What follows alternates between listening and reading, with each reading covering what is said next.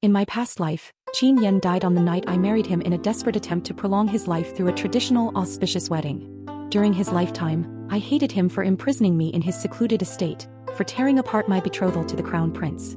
I hated him even more for fabricating charges that destroyed my family. But the truth was, he was the one who saved my life, who promised me a lifetime together. He was the one who endured humiliation to protect my entire clan. And yet he died. The road to the underworld was cold, so I set a fire for him. Amid the raging flames, I lay down in his coffin. Qin Yan, tonight is our wedding. This coffin may be small, but it's enough for us to share a pillow. When I opened my eyes again, I had been reborn 7 years earlier. A handsome young man sat lazily by my bedside, his cold gaze fixed on me. When did Miss Su ever learn the art of throwing herself into a man's arms and offering herself up so boldly? Welcome to M Story Pulse, your place for sweet and captivating romance. Subscribe for more and let's dive into today's story. Reborn, I saw him again. The young man who once wielded immense power but died young without a peaceful end. This year, Su Mingyan, in an attempt to ruin my reputation, drugged me and delivered me to the bed of the infamous Qin family's young master, Qin Yan. I reached out and lightly touched Qin Yan's face. That face. No longer the stiff, lifeless pallor of death in his coffin. No longer the gaunt, sickly pallor of his poisoned, bedridden days. The young man before me was breathtakingly beautiful, as if plucked from a dream. I pinched the thin flesh of his cheek. His skin was fair, and even though I barely exerted any force, a faint red mark appeared. Qin Yan's expression shifted instantly. What does Miss Su mean by this? He gripped my wrist, his voice deep but his breath slightly uneven. You've held me for so long and now you're touching me too? His grip hurt, so I reluctantly withdrew my hand but not my gaze. I stared at him intently. He wore loose, moon-white robes, the front of which had been crumpled where I'd pressed against him. He smoothed the fabric with an air of indifference, appearing calm. So cold, unlike the man he would later become. But then again, Qin Yan was only 17 this year. He hadn't yet grown into the ruthless, power-hungry madman. He was still a young wolf cub who had never tasted meat. A slow smile curved my lips as I studied the youthful face of this future villain. Deliberately teasing him, I said, "Young Master Qin, if I've already thrown myself at you, why would I hesitate to touch you?" For once, Qin Yan's composure faltered. A flicker of surprise crossed his eyes. He seemed unable to reconcile the image of me, the dignified, virtuous eldest daughter of the Su family, with the bold, flirtatious words that had just left my lips. But why wouldn't I say such things? The persona the world saw was nothing more than a facade. Having lived a second life, I had glimpsed half of fate's secrets. And in this world, I wasn't the only one skilled at deception. Take him for example. Qin Yan appeared to abide by propriety, his demeanor as cold and untouchable as the moon. But I knew better. He was merely suppressing his rebellious nature with all his might. In my past life, he had climbed to the pinnacle of power in just 3 years, his methods ruthless and unparalleled. Qin Yan's origins were lowly. Born from a disgraced concubine, he had endured scorn since childhood, molding him into a man of unpredictable temper, obsessive and unorthodox. The rules and morals he pretended to respect, he despised them. In my past life, he had imprisoned me in his estate for over 300 days and nights. Every time he looked at me, his gaze was feverish, obsessive, like a ravenous beast, perpetually on the verge of tearing me apart and devouring me whole. That was the real him. And the man before me now? Just like my reputation as the capital's top talented maiden. A carefully constructed lie. Qin Yan and I locked eyes for a long moment. His gaze was icy and brooding. My lips curved in a faint smile. Gentle as spring rain, I effortlessly held his attention. In the end, he was the first to look away, his voice cool as he reminded me. "Miss Su, you've fallen into someone else's trap. If you don't leave now, it'll be too late." Only then did I reluctantly retract my smile and glance around. This vile scheme, of course, I remembered. It was the handiwork of my stepsister, Su Mingyan, a girl who had spent over a decade pretending to be an innocent rabbit. This year I had just come of age. My parents were alive and well, my family prosperous. I was the eldest daughter of the Su family, a high-ranking official's household. My father had meticulously cultivated me. Literature, poetry, music, chess, archery, horsemanship. I excelled in them all. The world praised me for my grace, talent, and virtue. Even the emperor had hinted at betrothing me to the crown prince, though the formal edict had yet to be issued. In my past life, I had suppressed my true nature, molding myself into the model noblewoman. Also, I could one day become an impeccable crown princess. But my meek, obedient stepsister, beneath her humble exterior, harbored ambitions as vast as the sky. She coveted the position of crown princess, and she was determined to steal it. Finally, under the guise of accompanying me to celebrate old Lady Qin's birthday, Su Mingyan drugged me and delivered me to Qin Yan's bed. Qin Yan, born from disgrace, had a notorious reputation. If I were discovered alone with him, my name would be tarnished beyond repair. However, Su Mingyan had underestimated both me and Qin Yan. Qin Yan, with his rebellious streak, loathed being used. So, in my past life, not only had he refused to touch me, he had even helped me. Looking back now, I realize Qin Yan had been protecting me since this very moment. I had two choices: break free from the trap and deal with Su Mingyan privately. After all, if this scandal were exposed, it would damage the family's reputation. Or turn the tables and destroy Su Mingyan on the spot. Back then, out of concern for my family's honor, I had chosen the former. The consequence? Su Mingyan only grew bolder in her schemes. So this time, I lifted my eyes and smiled at Qin Yan. Young Master Qin, since someone has gone to the trouble of setting a trap, why don't we have some tea while we wait? Some pests are best crushed where they stand. Qin Yan listened, his gaze assessing, his tone lazy yet probing. Miss Su isn't afraid of being dragged into the mud by associating with me? I picked up a teacup from the table, my lips curving. Young Master Qin, save your breath. You'd never drag me into any mud. I too had once believed he would drown me in filth. But later I learned, what he had given me was the purest, gentlest sanctuary in the world. Qin Yan watched me, then suddenly reached out. He stopped me just as I was about to drink. Young Master Qin? I was puzzled. His reply was calm. Don't drink that one. Why? It's gone cold. Oh. I obediently set it down.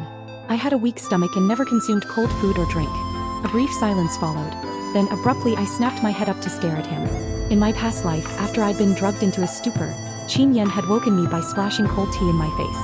After rousing me, he'd harshly ordered me to leave. But this time, the teacup was still full. He hadn't splashed me, hadn't scolded me, hadn't rushed me out. How had I woken up then? I tentatively shifted, only to realize my waist ached faintly. In my past life, after Qin Yan became the infamous villain, he'd turned into a ravenous wolf with a taste for bones. But I, mistaking pearls for fish eyes, had failed to see his goodness. Convinced of his wickedness, I'd hated him, refusing to give him even an inch. When he couldn't win me over, unwilling to force me, he'd grip my waist and whisper, meow meow, like a spoiled beast begging for my pity. So, this familiar ache in my waist.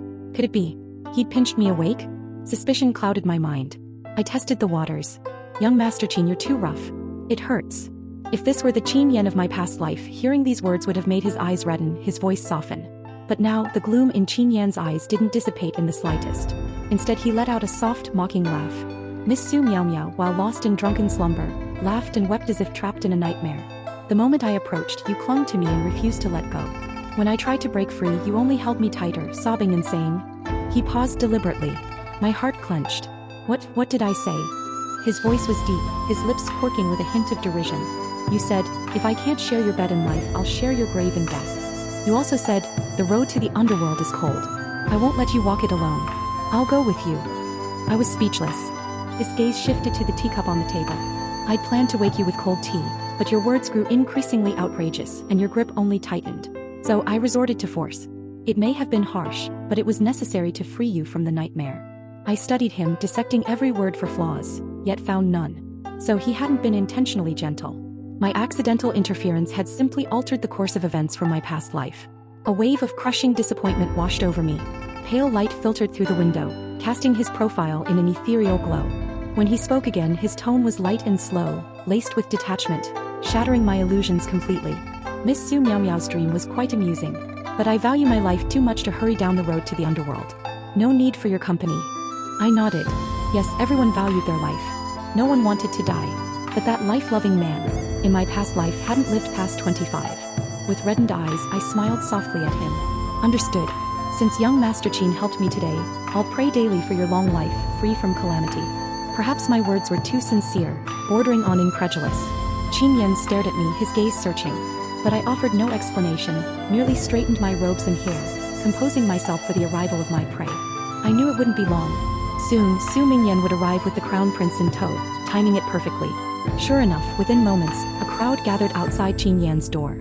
The latch wasn't secured, so they burst in effortlessly. The first voice, feigning confusion, belonged to Su Mingyan. Elder sister? Why are you sleeping in young Master Qin's chamber? Living a second life, I studied Su Mingyan anew. Though a concubine's daughter, her mother had died young, so she'd been raised by my mother alongside me. My mother had never mistreated her. As her elder sister, I'd always looked out for her, ensuring she had fine clothes and jewelry whenever I did. Yet she rarely wore the gifts we gave her. She favored plain white garments, minimal makeup, wooden hairpins, and jade bracelets. She excelled at brewing tea, often reciting verses about tea sages as she worked. Not envying golden goblets nor white jade cups. Not envying mornings in the court nor evenings in the halls. only envying the western river's waters that once flowed past jingling swalls. I'd once thought her indifference to finery reflected a serene, unworldly nature. But I'd been wrong. She'd understood from childhood the power of playing the meek, impoverished girl. The more docile and humble she appeared, the more pity she evoked. And more importantly, nothing enhances beauty like morning white. Su Mingyan knew this well. She believed it would stir the crown prince's protective instincts. She believed the crown prince was truly the gentle, benevolent man rumors claimed. I smiled at her. What did you just say? She hadn't expected me to remain so unruffled. For a split second, her expression froze. But she'd spent over a decade perfecting her act. This scheme was her last gamble, she wouldn't back down now. Her face shifted from confusion to shock and anger, her eyes reddening as if heartbroken on my behalf. Elder sister, if you were drunk, you should have rested in the guest quarters. How could you sleep in young Master Qin's bedchamber? Flap. I struck her across the face. Her cheek flushed red, even bleeding where my nails had scratched her. She stared at me in disbelief. The onlookers fell silent. I rubbed my stinging palm. Which eye of yours saw me sleeping in young Master Qin's bed? Father and mother have always taught us to act with propriety when guests in another's home. I merely came to borrow the chronicles of rivers and regions from young Master Qin. Yet you announced to the world that I was drunk, barging in here with your nonsense. Are you trying to ruin your elder sister's reputation? Or disgrace the Su family? Tell me, does this slap feel unjust? I held myself with unshakable dignity. In Su Mingyan's plan, I should have been unconscious in that room, helpless as she smeared me with filth. Or if I'd woken, I should have swallowed my anger for the family's sake as I had in my past life, never exposing our strife in public. But instead I'd prepared everything, sitting calmly waiting for her. People weren't blind. At this moment in Qin Yan's room, the bed was neatly made. My attire was immaculate. Everyone present came from noble families. They recognized a scheme when they saw one. With just a hint from me, they pieced together the truth. I deliberately laid it bare, forcing these nobles to realize they'd been used as pawns by Su Mingyan. From now on, they'd never trust a word she said. Sure enough, as I coolly scanned the crowd, their faces darkened with anger at the realization. Su Mingyan, nursing her slapped cheek, flashed me a look of hatred, but in the next instant she was all pitiable fragility again. Yet no one spoke up for her now. The crowd dispersed, murmuring apologies. Silence settled around us. Su Mingyan, her eyes red, turned to the crown prince. Your Highness. Her voice trembled with unshed tears. The crown prince ignored her, stepping closer to me instead. Meow meow, does your hand hurt? Su Mingyan gaped at him, biting her lip hard. She must have been stunned. The crown prince, ever gentle and kind, who'd always shown her favor, had watched her get slapped, watched her cry in humiliation. And yet he'd looked straight past her. He'd only asked if my hand hurt. I met his gaze across the distance of a lifetime. Crown Prince Rongyu, brilliant, elegant, radiant as a spring dawn. Today he wore robes of deep violet, his features as refined as a painting. The world said Rongyu was gentle, destined to become a benevolent ruler. In my past life we'd grown up together. Burdened by my family's expectations, I'd vowed to become his perfect crown princess and one day his empress. I'd imagined us ruling over a prosperous empire side by side. But in the end it had all been a farce. Who could have guessed that this man, the same one now tenderly asking if my hand hurt from slapping someone, would one day murder my brother, destroy my family, and bring ruin upon my entire clan? No. Your palm is red. Rongyu cradled my hand, gently massaging it, as if he truly cared. How laughable. Even now I couldn't fathom how he'd perfected the art of feigning tenderness. His fingers were cool like melting snow in a mountain stream. But what I craved was a flame that could warm me. I didn't pull away immediately. Instead I glanced instinctively at Qin Yan. I wanted to see if he cared. From start to finish, Qin Yan had sat in silence. But I could tell, his eyes were darker than before, simmering with a possessive chill. Qin Yan was displeased. I debated whether to bid him farewell. Then another familiar figure appeared at the courtyard gate. Elder sister, are you all right? The moment I arrived at the Qin residence, I heard vile rumors. Did someone bully you? It was my younger brother, Su. My Su still alive. As he spoke, he shot Su Mingyan a suspicious glare, clearly already aware of what had happened. Su Mingyan bit her lip, wary of Su and turned pleading eyes to Rongyu. Su snorted coldly. Su Mingyan, why are you looking at the crown prince? After scheming against elder sister, did you think his highness would take your side? He's always put elder sister first, don't you know that? Su Mingyan stammered. I didn't mean to. Save it. Whether you schemed or not, you know the truth. After berating Su Mingyan, Su flashed Rongyu a bright smile. Your highness, you've always protected elder sister. Isn't that right? Rongyu's lips curved slightly. Yes, Suer is correct. Su beamed, shooting me a smug look. Dressed in fiery red, his hair ribbon fluttering in the autumn wind, he exuded the unrestrained arrogance of youth. Seeing my brother so full of life, my throat tightened. Sura will talk more at home. Su had always obeyed me. At my words, he sheathed his sword and nodded. All right, elder sister. How much longer will you be? Mother sent me to fetch you. Rongyu, ever the performer, chimed in gently. Meow meow, you've had a taxing day. Allow me to escort you home. I studied Rongyu's mask of tenderness. All I could recall was how in my past life he'd sent Su to the southern border to investigate evidence against Prince Qin, then deliberately left him to die alone, devoured by venomous snakes. I wanted to ask him, when he affectionately called my brother Sura, had there been even a shred of sincerity? In my past life, Rongyu had used Su's bloody death to expose Prince Chen's collusion with the southern kingdom. Naturally, Rongyu had emerged victorious. Armed with the evidence Su had died to obtain, he'd stood in the Golden Hall, feigning righteous fury as he pointed his sword at Prince Chen. He'd deceived the world. Deceived me. Because the truth was, the venomous creatures had been his doing. The trap had been his design. From the start, he'd planned to use Su's life as a stepping stone. But Sura had grown up beside him. Sura had idolized him, calling him Big Brother Crown Prince since childhood. Sura had trained tirelessly with the sword to slay his enemies. Sura had studied governance to help him rule the land. That was Sura, loyal to the bone, who'd entrusted him with his very life. And this was how he repaid that loyalty. The day news of Sura's death arrived, I hadn't yet known the truth. I'd begged Rongyu, sobbing, to bring Sura's body home, not leave him buried alone in that wretched southern land. Back then, Rongyu had spoken the same words. Meow meow, you're exhausted. Let me take you home first. I hadn't understood why Rongyu refused to retrieve Sura's remains. It was Qin Yan who'd finally found me. I've located your brother's grave. Take me there. At the time, Qin Yan and I had barely known each other. I hadn't understood why he'd help me, but I couldn't refuse any chance to see Sura again. So I'd mounted Qin Yan's horse. We'd ridden through the night, arriving at the desolate grave where Sura lay. I'd hired men to exhume the body. Only then had I understood why Rongyu hadn't wanted it brought back. The corpse held evidence of his crime. Sura had been highly skilled. Ordinary southern venom couldn't have touched him. His true cause of death was a poison called soul-guiding incense, a toxin Rongyu reserved for controlling his deadliest agents. And he'd used it on Sura. Yet, in some twisted act of mercy, ruthless as he was, having killed Sura, Rongyu hadn't been able to bring himself to destroy the body. So in the end, I'd uncovered the truth. But now, reborn, there was still time. Sura was alive. He'd come to take me home, fearing I'd been wronged. Rongyu's position as crown prince was still precarious. To secure the Su family's support, he had to maintain his facade of divine benevolence. Meow meow. The false deity called my name again. He took my hand. I frowned. Lost in thought, I'd let my guard down in front of Rongyu. Yes, let's go. I withdrew my hand, my tone indifferent. For now, it was unwise to openly clash with the crown prince. Rongyu's palm now empty, he gazed at me, wounded. I averted my eyes, pretending not to see his hurt. But just as I turned to leave, a soft, mocking laugh came from the room behind me. Miss Su, aren't you taking the Chronicles of Rivers and Regions? Qin Yan. After such prolonged silence, when he'd nearly faded from everyone's notice, he'd finally spoken. I paused, glancing back. Through the aged window lattice, dappled light fell upon Qin Yan's face as he propped his chin on one hand, watching me. His skin was pale as frost, his beauty almost otherworldly. An eyebrow arched, his gaze hooked into me like a barb, mesmerizing and dangerous. Asterisk, the Chronicles of Rivers and Regions asterisk is in the inner chamber's loft.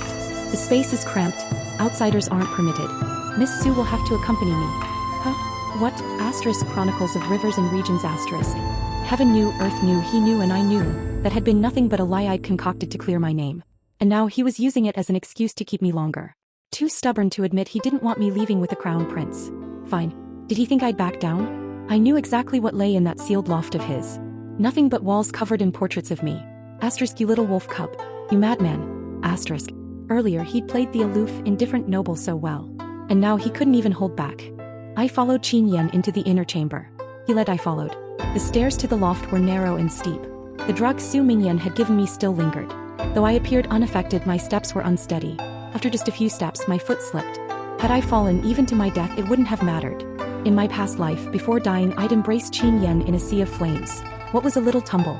But as I watched the tall, slender figure ahead of me, I realized he was still too far away. I wanted to hold him, to be closer. So, at the final step, I deliberately missed my footing, feigning a cry of alarm. Qin Yan instantly turned, catching my wrist. I let myself fall against him, arms wrapping around his waist, listening to the rapid beat of his heart. Where he couldn't see, my lips curved in triumph. Qin Yan's body tensed. Then he saw through my poor acting. A low, dark chuckle escaped his lips. Miss Su Miao, holding me so tightly, aren't you afraid of getting dirty? The word sounded familiar. He'd asked me this once before. In my past life after Suer's death, he'd sought me out, offering to take me to Suer's grave. My horsemanship was poor, so we'd shared a mount. Riding through the cold autumn night, I'd shivered uncontrollably. Qin Yan had tossed his cloak over me. Bound by propriety, I'd stubbornly refused to wear it. He'd sneered then. Does Miss Su Miao find me too filthy to touch? That night, under the moonlight, he'd smiled, but his eyes had been icy. He was the bastard son of a disgraced courtesan. The Qin family was a noble lineage spanning 4 dynasties, having produced imperial consorts and chancellors. Yet Qin Yan's mother had been a brothel flower, never permitted to enter the Qin household. Many among the nobility whispered behind his back, calling him a dirty stain on the Qin name. Thus, though acknowledged by his father, Qin Yan had never known paternal affection. His courtyard was desolate, his doors easily breached. No one took him seriously. Quietly in the shadows, he'd fed on his hatred, growing into a twisted madman. Back then, after his words, I'd stopped resisting. Wordlessly, I'd wrapped myself in his cloak, burrowing into his embrace. He'd tightened the reins in his arms around me. Amid the wind and hoofbeats, my heartbeat had been erratic, but I'd no longer been cold. Now he asked again if I found him dirty. I pressed my lips to his ear and whispered, Qin Yan, you're not dirty. You're the purest soul I know. The filth lies with your father. He defiled your mother's body and tainted your life. The filth lies with those snobs. Their minds are cesspools, their mouths unworthy of speaking your name. Qin Yan, this Qin residence doesn't deserve you. Leave it soon, won't you? A silence so deep you could hear a pin drop. Then, Qin Yan buried his face in the crook of my neck, his breath hot against my skin, teasing yet earnest. Miss Su Miao praises me so lavishly, how should I repay you? Simple. I smiled. When I want to kill, be my blade. When I want to save, be my medicine. When I want to marry, be my groom. Qin Yan's eyes locked onto mine, his pupils dilating, his gaze fathomless. Your blade. Your medicine. Your good groom. No matter how coldly Qin Yan pretended, his madness always seeped through. Those eyes burned with obsessive desire. I pushed open the loft door. Qin Yan dropped the act. You've had your eye on me for ages, haven't you? This room is filled with portraits of me. Am I wrong? The door creaked open. And I froze. Where were the paintings? Not a single one of me. Sunset hues streamed through the window, illuminating neatly arranged bookshelves. Ah, so you hadn't started painting yet this year? I muttered, embarrassed, glancing back at Qin Yan. The pale, brooding youth arched a brow, lips curling. So Miss Su Miao wants me to paint her? And cover every inch of this room with her image. This misunderstanding had spiraled out of control. Qin Yan retrieved the Chronicles of Rivers and Regions from a high shelf, handing it to me. I accepted it and turned to leave. But he suddenly pulled me back, cupping my face. The red at the corners of his eyes deepened, his gaze feverish with obsession, his voice a seductive whisper. How did you guess my thoughts, Meow Meow? If I cover these walls with your image, will you be mine? Shall I start tomorrow? Meow Meow Meow Meow. A young madman was still a madman. Qin Yan murmured his deranged love confessions, my name a mantra on his lips. His voice grew hoarse, softer. I tilted my head up, meeting his pitch-black eyes, churning with desire like an abyss. Qin Yan, you were quite the actor before. I brushed my lips against his cheek in a fleeting kiss, then pulled away. Qin Yan froze. Then the red at his eyes deepened. When he spoke again, his voice was wrecked. Miss Miao, were you a cat in your past life? You tease a man's heart, then refuse to take responsibility. His tone was equal parts aggrieved and arrogant, desperate yet restrained. I merely smiled, watching him with amusement. I'd never known when Qin Yan had first set his sights on me. Had he already claimed me as his by this point? So he must have noticed me even earlier. I searched my memories. Before coming of age, I'd crossed paths with Qin Yan only twice. The first time was in winter. Snow had fallen, blanketing the capital in white. I'd taken my maid to admire the scenery, seeking solitude, but instead I'd stumbled upon Qin Yan. Several noble youths had pinned him in the snow, beating him. Horrified, I'd shouted at them to stop. Recognizing me, they'd reluctantly dispersed, not daring to offend the Su family. Qin Yan's eyes had been icy, his pride refusing to bend. Only once they were gone had he finally coughed up blood. Crimson stains on pristine snow, a gruesome sight. Instinctively, I'd steadied him, offering my handkerchief and sending my maid for help. But Qin Yan had only staggered briefly before straightening in the snow. Unnecessary. His gaze had dropped to the bloodstained silk in my hand, his lips twisting in self-mockery. Miss Su should stay far away from the likes of me, lest you dirty yourself. With that, he'd walked away, his tall, thin frame blending into the white. That was the first time I'd truly seen him. Stubborn, brooding, ruthless, alone. A beast in hibernation. I'd grown up alongside many noble sons and daughters. Among the aristocracy, relationships were transactional. People looked down on Qin Yan, this bastard son with no prospects. While I bore many titles, eldest daughter of the Su family, the capital's top talented maiden, future crown princess. Thus, I was always the one surrounded by admirers. And Qin Yan was always the outcast. Noble gatherings were frequent and our paths crossed often. After that day I'd seen Qin Yan from afar several times. He'd always sat in quiet corners, observing the revelry with detached disdain. Occasionally our eyes would meet. I'd smile politely. He'd coldly look away. Some whispered behind his back, mocking his striking looks, saying he'd inherited his courtesan mother's seductive charm, proof of his lowly blood. Angered me. In such moments, my reputation as the capital's top talent came in handy. With perfect poise, I gently remind them. Gossip is unbecoming of ladies and gentlemen. Better to reflect on one's own faults than speak ill of others. Sometimes when their chatter grated, I'd smile sweetly and recount. They say the underworld has 18 layers. The first is the tongue-ripping hell, where slanderers, liars, and schemers are sent after death. Demons pry open their mouths, clamp their tongues with iron pliers and tear them out slowly, not all at once but inch by agonizing inch. Then expressionless I'd sip my tea. Heaven knew how I loathed their prattle. Heaven knew how exhausting it was to play the perfect noblewoman. Heaven knew how badly I wanted to rip out their tongues. This tactic always worked better than polite reminders. Without fail the crowd would fall dead silent. But once, amid the hush, a soft chuckle had sounded behind me. I turned cautiously, to find Qin Yan standing there watching me with an inscrutable smile. Nothing was more mortifying. Fearing he'd misunderstood, I'd hastily explained. Young Master Qin, I wasn't speaking ill of you. I merely...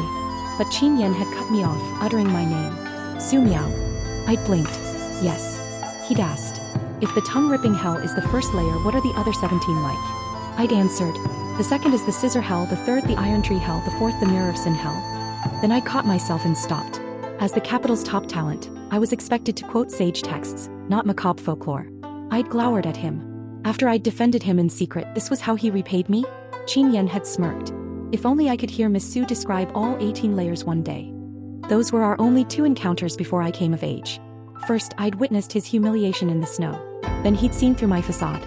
So this wolf cub had noticed me even back then? Snapping back to the present, the sun had dipped low. I extricated myself from Qin Yan's embrace, flipping idly through the chronicles of rivers and regions, leaning against the doorframe with a smile. Qin Yan, do you want to know what the 5th layer of hell is? He looked down at me, his voice a lazy tease. Oh, is Miss Miao finally willing to tell me? I replied. At next month's autumn hunt, if we defeat Crown Prince Rongyu together, I'll tell you. This year's hunt would see an assassination attempt. Rongyu would earn imperial favor by saving the emperor, solidifying his status as the beloved heir. But in truth, Rongyu had known of the plot in advance. He'd deliberately withheld the information to stage his heroic rescue. And my stepsister, Su Mingyan, had seized the chaos to push me toward an assassin's blade, trying to kill me. Qin Yan had taken that blow for me, then slain the assassin. But the blade had been poisoned. Even now, I remembered him drenched in blood. That wound had left lasting damage. Despite later rising to power, amassing rare medicines, he'd never fully recovered, dying young. This time, I'd make Su Mingyan and Rongyu pay for that wound. But I'd forgotten. Qin Yan, that greedy madman, always wanted more. He leaned in, lips curling. Miao Miao, that's not enough. If I defeat him, you'll have to tell me on our wedding night, in our marriage bed. Qin Yan's breath was hot against my ear. I smiled and agreed. Fine. As you wish. As I descended the stairs, book in hand, Qin Yan's voice followed me. Suddenly, I almost believed those dream words of yours, Miao Miao. For you to treat me so kindly, did that nightmare leave you with regrets? I looked back at him, my heart aching. Yes, that dream was full of regrets. Qin Yan lounged against the doorframe, his smile mesmerizing. Then it was a poor dream indeed. But I've dreamed of you 1,000 times, Miao Miao. You've only dreamed of me once. Why not cast aside your worries, eat well, sleep soundly, and dream of me a few more times? Perhaps the next will be sweeter. My eyes stung. I could only nod. I knew he watched me, but I didn't dare meet his burning gaze, hurrying away before he saw my tears. In my past life, he'd said many sweet nothings. But I'd rarely believed them, even more rarely reciprocated. I'd seen him kill, blood splattering his robes. I'd seen him dismember men, preserving their limbs in wine jars as torture. So his love confessions had sounded like madness to me, especially after learning how he'd climbed to power. Qin Yan had endured abuse in his youth, leaving him riddled with ailments. To bide his time, he'd played the meek invalid. But secretly, he'd studied, trained, and gathered allies. Using countless aliases, he'd amassed wealth through dealings with the nobility. A boy dismissed as gutter trash. In the shadows, he'd already built a fortune. All he'd needed was an opportunity. But his life had been cut short by me. During the autumn hunt, saving me had been an afterthought. Yet that seemingly minor wound had sealed his fate. What a terrible trade. For a few years, medicine had sustained him, letting him feign health as he manipulated court politics. No one saw through him. And I Only after the Su family's fall, when I'd been reduced to a slave, had Qin Yan taken me in. Like most, I hadn't known it was his final year. Imprisoned in his estate, I'd heard his muffled coughs, smelled the ever-present medicinal reek, seen the blood-stained robes he'd hidden after vomiting. Then I'd learned the truth. He hadn't bothered hiding it, even using his illness to manipulate me. I'm dying, Miao Miao. Won't you say something nice to comfort me? So heartless. Do you really love the crown prince that much? He's no saint. They say a joyous wedding can prolong life. Why not marry me? No? Fine. Don't glare at me like that. Is my estate so dreadful? Can't you wait until I'm dead to leave? In truth, my feelings for the crown prince had never gone beyond childhood camaraderie. And after learning he'd killed Sewer, only hatred remained. Yet Qin Yan had constantly needled me about him, watching my reactions.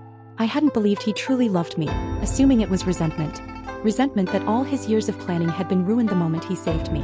So he'd imprisoned me, forcing me to stay, catering to his twisted whims. Most absurd of all, raised in privilege, I'd never lifted a finger before the Su family's fall. Yet he'd insisted on teaching me swordsmanship. The blade was so heavy my arms ached within moments. I'd thrown it down in protest. Rarely had Qin Yan looked so stern. Too short for daggers, too heavy for swords. Can't aim thrown weapons, can't draw a bow without sore arms. Miss Miao's hands are truly delicate. What will you deign to learn? I'd retorted, why should I? To murder like you. He'd laughed, more of a scoff, because after 2 breaths he'd gone deathly pale, coughing up blood. I'd thought he'd give up. But once recovered, he'd calmly wiped his lips and ordered me to continue, threatening with a smile. If Miss Miao doesn't master flying leaves today, how about bathing me instead? I'd cursed him inwardly. But his threats worked. To avoid serving him in the bath, I'd learned much. Yet over time I'd watched him decline. From a peerless noble to a dying beast. His hands grew too weak to hold a sword, to draw a bow. Finally, it was my turn to mock him. You've schemed and sinned. Even at the pinnacle of power, what joy is there in living? When you die, no one will mourn, they'll cheer. Qin Yan had stared at me, asking, not even you? I hadn't hesitated. Not even me. For a fleeting moment, something in his eyes had shattered. Then he'd laughed softly. Then living truly is pointless. I'd pressed.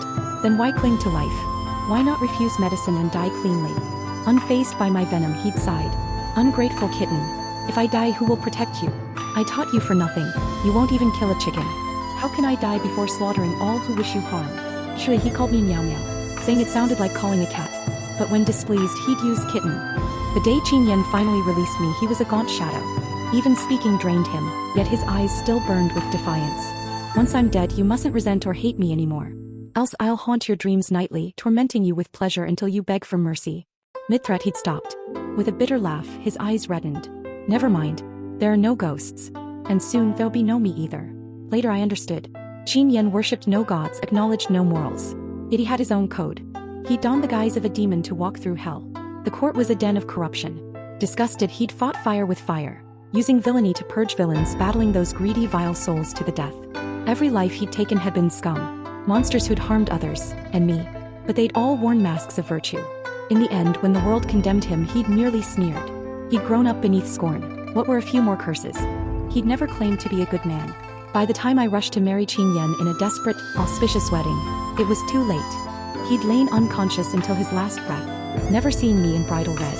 I'd kissed his cold lips, sobbing endless apologies. In that moment, how I'd wished ghosts were real, that one would come haunt me.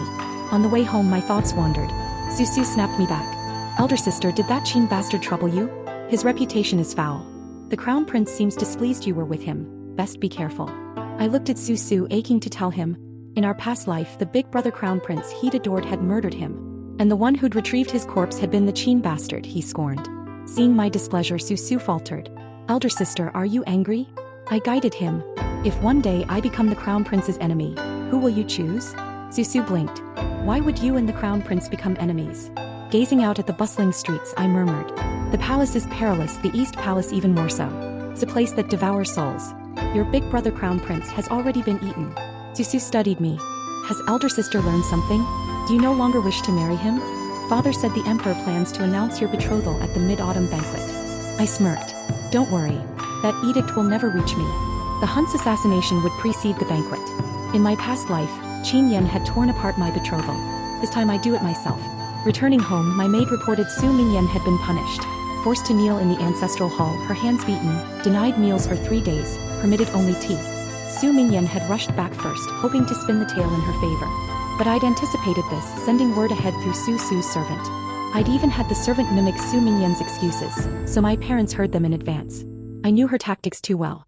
Thus, when she'd tearfully played the victim, my father had only punished her more severely. My mother, fearing the drug had harmed me, made me drink tonic after tonic. Once alone, she'd hugged me weeping. I treated that girl as my own. Who knew she'd bite the hand that fed her? Qin Yan's reputation is vile. How dare she drug you and deliver you to his bed? What if? I cut her off before she could insult Qin Yan, praising his help instead. But my mother latched onto another detail. Qin Yan? Strange, they say he's a debauched bastard. Why would he help you? I smiled faintly. Rumors are lies. Seeing is believing. Yet, Su Mingyan's drug, though mild, had lingering effects. Qin Yan had taught me how to counter such poisons, but I'd been a poor student. Though seemingly fine that day, by morning I was feverish. In my delirium I couldn't distinguish past from present. Voices floated around me. A doctor's diagnosis. My father's sighs. My mother's tears. And someone holding my hand, tenderly calling my name. Crown Prince Rongyu visiting me. His voice summoned memories. Suer's mutilated corpse. My mother, driven mad by grief. My aged father kneeling before Rongyu, begging him to spare at least me and my mother. In my past life, Rongyu had used my family to eliminate his rivals, then turned on us for growing too powerful. When the emperor fell ill, Rongyu as regent had seized control. By then, Qin Yan was the dynasty's youngest chancellor. But he'd often skipped court, seeming lazy. Many accused him of disrespecting the crown prince. They weren't wrong, he did disdain Rongyu. But that wasn't why he stayed away. He'd been dying, his poisoning worsening, forcing him into seclusion. As Rongyu's influence grew, Qin Yan faded. Rongyu grew bold.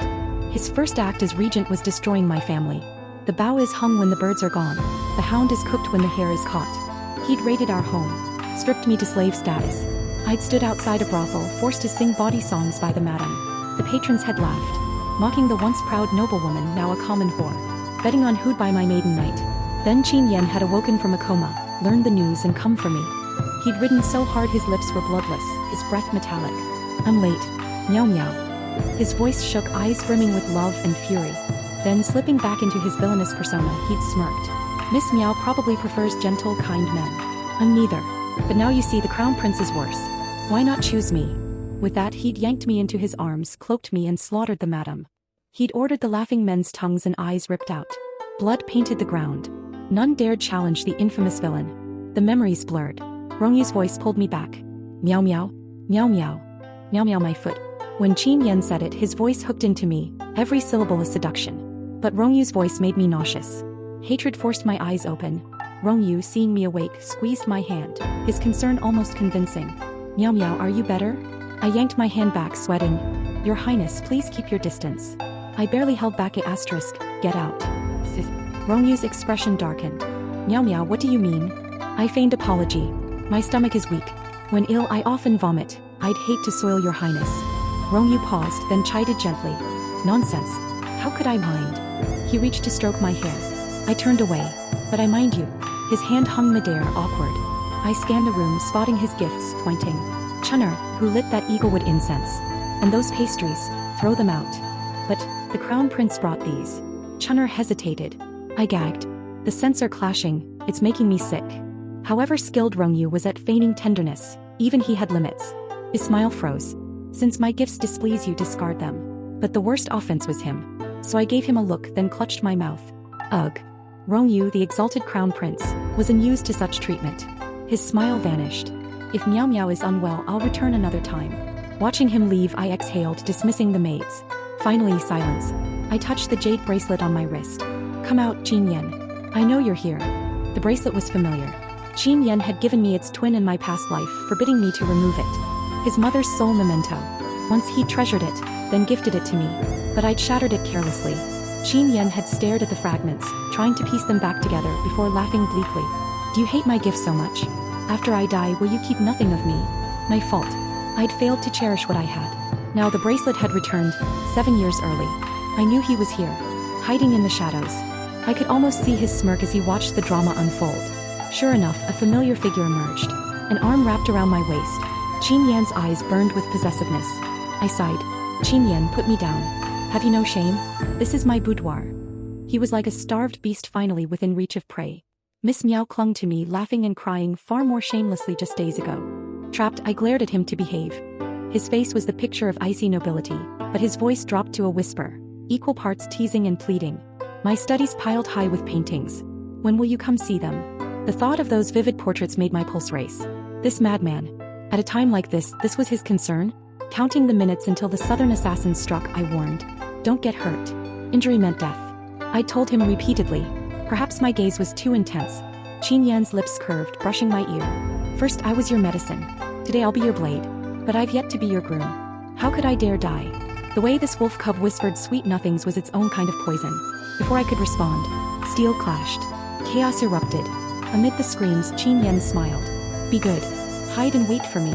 But hiding wasn't part of my plan. This was my long-awaited hunting ground. Never. I returned to my seat, scanning the chaos. First Crown Prince Rongyu, calmly defending the Emperor just as in my past life. But his lips twitched in a smug smirk. To him these assassins were pawns, props for his heroics. Then Su Mingyan. Frozen beside me, she made to flee. I stopped her with a look. In an instant she understood, turning toward Rongyu. Her eyes gleamed with ambition as she whispered.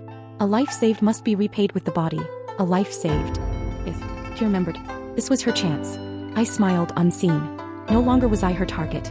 Thanks to my guidance, the Crown Prince was now her prey. And in my eyes, the world had faded to gray. Only Qin Yan remained. A demon risen from hell, a god descended to save. An assassin's blade neared the Emperor. At the last moment, a sword flashed. The assassin fell, throat slit. Qin Yan had saved the Emperor.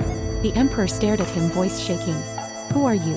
Qin Yan stood before him, killing with every step, his blade a whirlwind of death. Amid the carnage he answered cool and clear. I am Qin Yan. In that moment, the crowd gaped in disbelief. No one could reconcile the infamous Qin bastard with the lethal warrior before them. Even Qin Yan's father was stunned. They'd all dismissed him as gutter trash. Beneath notice, beneath contempt. They'd forgotten. Qin Yan was meant to shine this brilliantly all along. Nearby, Rongyu stared, dumbstruck. In his plan he should have been the hero. Distracted, his defenses slipped. Assassins, thwarted by Qin Yan, turned on Rongyu. Su Mingyan seized her moment. Your Highness, look out. She threw herself in front of him, taking a sword strike. Blood gushed. Rongyu caught her, horrified. Why did you? I nearly laughed. No wonder he was shocked. After years of manipulation, Su Mingyan had been just another pawn to him. Her greed had been transparent. He'd never imagined she'd take a blade for him. Su Mingyan had aimed well. The wound looked grave but wasn't fatal. But she didn't know. The blade was poisoned. She'd lived just long enough to regret it. Grimacing in pain, she gasped. Your Highness, I've loved you for years. I'd die for you. Rongyu's face was a mask of horror. Then, shouts rose. Protect the Crown Prince. To His Highness. The cries swelled. More guards rushed to Rongyu, leaving the Emperor exposed. The Emperor's expression darkened. I smiled. Rongyu had secretly amassed allies. But popularity was a double-edged sword. In crisis, a single cry could sway the crowd. Everything was proceeding as planned. Yet I waited. For one man. I closed my eyes, hearing the blade's whistle. He was here. The man who'd nearly killed me in my past life. Who'd wounded Qin Yan, leading to his decline. He was behind me. I heard his sword unsheath. No. I spun, slashing his throat with my hidden dagger. Qin Yan had taught me well. Even on his deathbed, he drilled it into me. Meow meow, strike to kill. Never hesitate. Hot blood sprayed my robes, my face. The assassin collapsed, wide-eyed. I stepped over his corpse, heading for Qin Yan. Then, another assassin lunged at Qin Yan's back. I flicked 2 leaves. They blinded the attacker. Qin Yan turned, eyeing me, then the bloody leaves. I smiled. Flying leaves. The move I'd once refused to learn, mocking him until he coughed blood. The move he'd threatened to trade for bathing him. Flying leaves. He arched a brow, killing effortlessly as he mused. Not bad. Who taught you? My lips curved. I, beloved. Jealousy flashed in his eyes. Beloved? Ha. As if ready to behead this rival. I clarified. You did. In a dream. Qin Yan. I grinned. So you're my teacher. And my beloved. As the Su family's eldest daughter, the capital's top talent, a model noblewoman. I should have cowered with the other ladies. But I stood beside Qin Yan, guarding the Emperor. His sword reaped lives. My arrows flew true. The crowd gaped at us. These nobles who'd once scorned Qin Yan, now huddled behind us like frightened mice. When the dust settled, Qin Yan murmured. Miss Miao, does my blade suit you? I nodded. Quite well. He smiled. Blood speckled his jade-like face, enhancing his unearthly beauty. As long as Miao Miao is satisfied. And I was. The assassins were dead. Su Mingyan, poisoned, would die. As for Rongyu, his downfall was assured. Only one debt remained. Mine to Qin Yan. So I asked. If someone you loved deeply never trusted you, leaving you to die with regrets, in the next life would you hate her? How would you want her to repay you? Wiping his blade, he met my gaze. I'm no altruist. If I love, it's because she loved me first. If I'd give my life, it's because she gave me something more precious. If she didn't trust me, I must have failed her. Why hate her? What repayment could she owe? In another life, I'd just cherish her harder, until she believed me. My vision blurred. He paled, gripping my shoulders. Why are you crying? Are you hurt? I buried my face in his chest. Qin Yan, you're not just mad, you're a fool. He stiffened, his sword clattering to the ground. After a long moment, he sighed, voice rough with restraint. Meow meow. If you don't let go now, I won't be able to hold back. After the hunt, accusations flew. The crown prince had known of the plot but concealed it. He'd amassed allies, schemed treason. Evidence piled up, all Qin Yan's doing. The emperor, enraged, stripped Rongyu of his title and imprisoned him. A single hunt destroyed Rongyu's years of planning, propelled Qin Yan to imperial favor, and earned me countless rewards. My family marveled at my uncharacteristic prowess. When had I learned archery? I lied smoothly. They didn't press. Father said, "You've sacrificed too much. The constraints of nobility forced you to hide your true self." Zur exclaimed, "Elder sister, you were magnificent. If you weren't my sister, I'd marry you myself." Father smacked his head. "Mind your tongue." Mother laughed. For once our home was peaceful. Earlier we'd exposed Su Mingyan's poisoning of mother. Father, ever image-conscious, had ranted for hours until hoarse. Su Mingyan, poisoned and delirious, had raved back, calling father a bastard, vowing to make us suffer to avenge her mother. She died days later, oblivious to Rongyu's downfall. Father wept that night, baffled how his parenting had produced such a monster. But some evils defy redemption. Like Rongyu's final letter, detailing his struggles, ignoring his victims. No remorse. In my past life he hadn't triumphed. Qin Yan had saved me and my family. Father and Qin Yan had secretly allied, keeping me in the dark for safety. In the end, Qin Yan overthrew Rongyu, but at the cost of his own life. Now I remembered. Young Rongyu seeing beggars, vowing to end poverty. Once he'd been kind, but power had consumed him. The mid-autumn banquet proceeded despite the hunt's bloodshed. I attended. Qin Yan was there. Now the emperor's favored youths. Amid the revelry, the emperor asked, "Su Miao, Qin Yan, beyond rewards, what do you desire?" Qin Yan and I exchanged glances. Resplendent in crimson, he stood, his voice laden with meaning. "I wish to wed." Laughter filled the hall. His eyes found mine. The emperor turned to me. "And you, Miao Miao?" I smiled demurely. "I wish to marry." That night, an imperial edict announced our betrothal. Half a year later, Qin Yan married me in a lavish ceremony. On our wedding night, he showed me the portraits, every one of me vivid as life. But one stood out, me in bridal red, sorrowful. The gown was simpler than today's. My expression, grief-stricken. It was the wedding I'd given him in my past life, when he was already dead. "Qin Yan, how did you paint this?" My voice shook. His eyes burned with obsessive love. "I painted it days ago after a nightmare. In it, I saw you mourn me in bridal red, then join me in death by fire. Waking, I was heartsick until I painted this." I clutched him, tearful. He wiped my cheeks, laughing. "Nightmares are lies. Only sweet dreams are real." I nodded fiercely. He kissed me breathless, murmuring, "Ungrateful kitten. You made me wait so long. Qin Yan, once you were born at the wrong time. Once I loved the wrong man. No. Of all life's splendors, the spring rains of the south, the sunset over the river, none compare to you."